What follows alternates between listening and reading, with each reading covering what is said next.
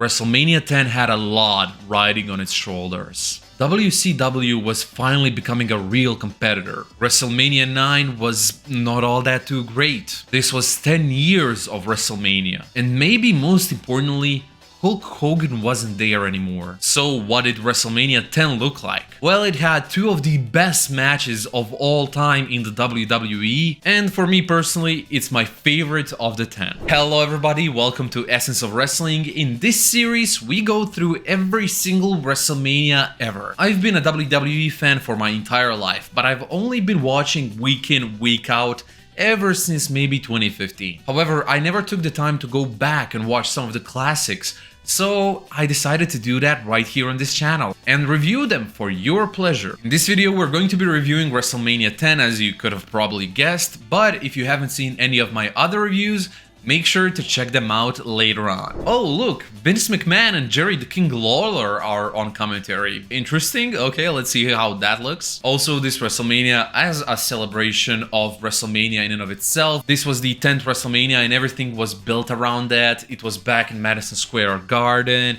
You had 10 matches for every single WrestleMania. It was just a lot of really grandiose. It really made you feel kind of nostalgic for all the previous WrestleManias, and it even made me feel nostalgic, even though I watched them in the past 3 months, not when I was a kid. So yeah, it's really fun. And this WrestleMania would start off with one of the best matches of all time. Not just like one of the best 50 or whatever. No, I think this might be my favorite top 10, honestly. And that match is Bret Hart versus Owen Hart. Brother versus brother. And this match, I mean, it was a technical masterpiece, it really was, but not in the boring way. When I usually think of technical masterpieces, I think of just good old boring matches and that's it. But this wasn't one of them. It was a technical masterpiece, but it had some really cool moves like this. And a reversal here. Putting on the brakes, nice maneuver. That could do it. Hooks the leg now. Everyone. Or like this. And Bret Hart maneuvers around. No, reversal by Owen. Look at that suplex. That could work. Really great stuff. I have nothing else to say but great stuff. And also the chemistry between the two of them was amazing, as you could expect. They are real life brothers, and they really used it in this match where someone would go for a move that would be reversed and then that would be reversed. For example, I remember at one point Owen Hart was trying to get Bret Hart into a sharpshooter, which Bret Hart would try to reverse into his own sharpshooter, but that wouldn't work either because Owen Hart would find a way to reverse that, and that's just because they know each other so well. So the real life story, everything played really well into this match. Again, if you somehow haven't seen this match, please go watch it. Also, I remember, I think it was Kurt Angle speaking on the Undertaker's podcast and talking about how Owen Hart, on his day when he really cared, he was better than Bret Hart. I'm gonna stick my neck out there, but I think he's every bit as good as Bret. Oh yeah. And that always seemed kind of funny to me, like, yeah, there is no way, but there might be a way, like, honestly, because in this match, he did look like the better wrestler, to me at least. I'm a plebeian, I don't know anything, but it really looked like he was better, and he was doing more cool stuff.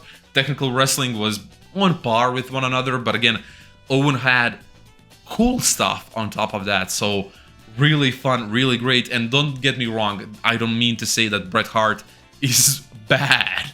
Like, don't even try to think of that. Bret Hart is probably the best technical wrestler of all time, alongside Daniel Bryan and I guess Owen Hart. So don't get me wrong on that. And Owen Hart would be the victor of this match, defeating his brother. But Bret Hart is not done for the night. He has to carry this defeat, which, I mean, it's a heavy burden to lose to your brother. And now he has to carry it into the main event, in which he will face the winner of the WWF Championship match between Yokozuna and Lex Luger. Then we would get Bam Bigelow and Luna Vachon, I think that's how you rate it, versus Doink the Clown and Dink the Clown in a mixed tag team match.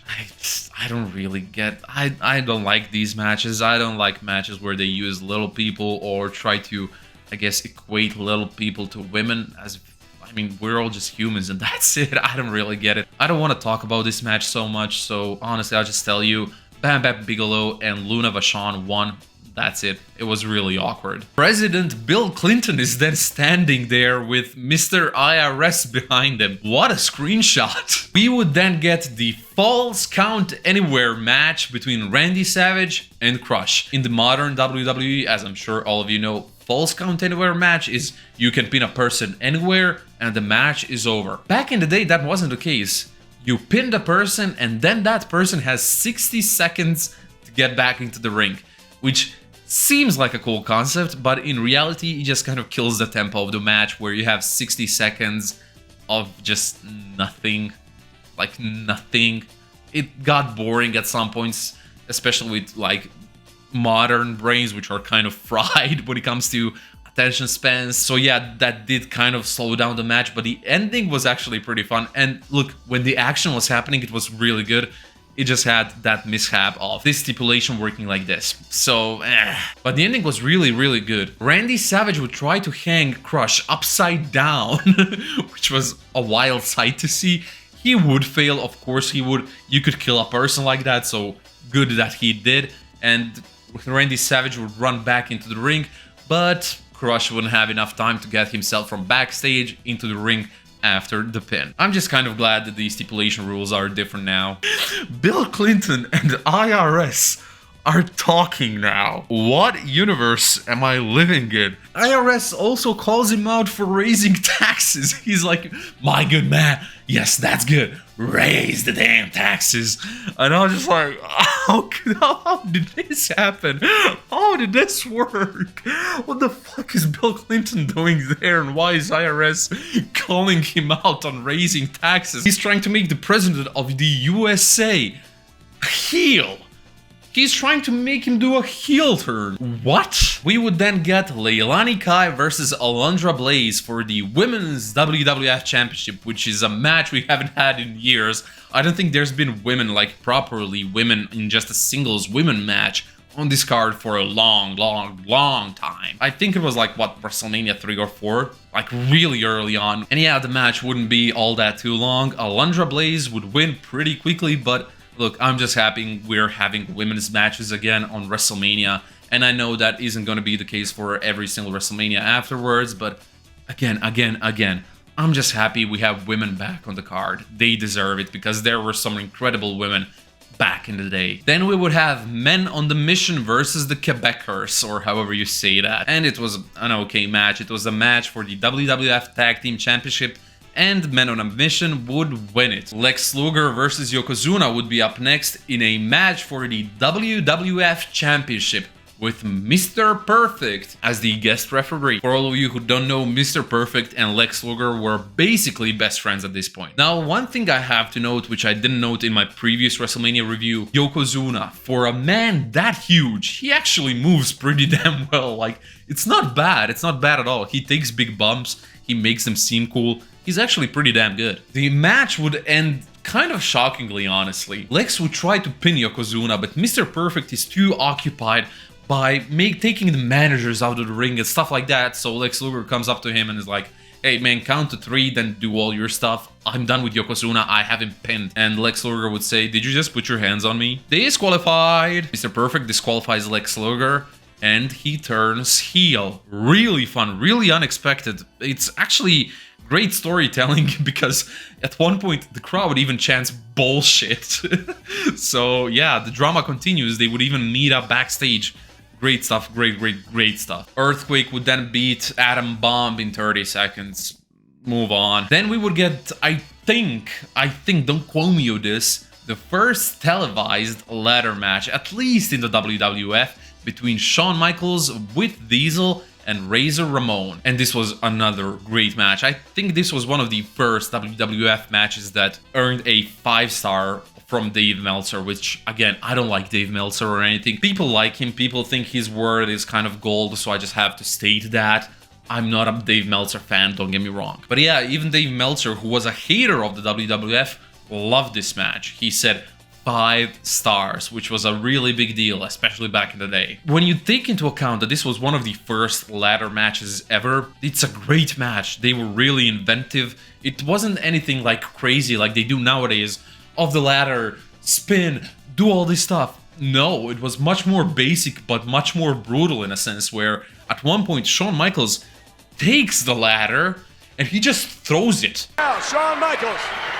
Now, here he comes again with it. Here he comes. He throws it at him. He just throws it at Razor Ramon. He just tries to knock the shit out of him, and that looks like it hurts.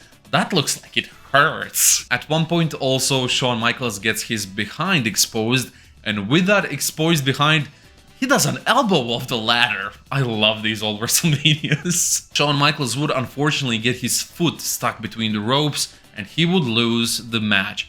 Razor Ramon would take both championships, and he would walk away the undisputed Universal Intercontinental Champion. Now there's actually a pretty interesting story behind this match. Initially there was supposed to be a 10-man tag team match right after this match, but Shawn Michaels and Razor Ramon just wouldn't let them have it.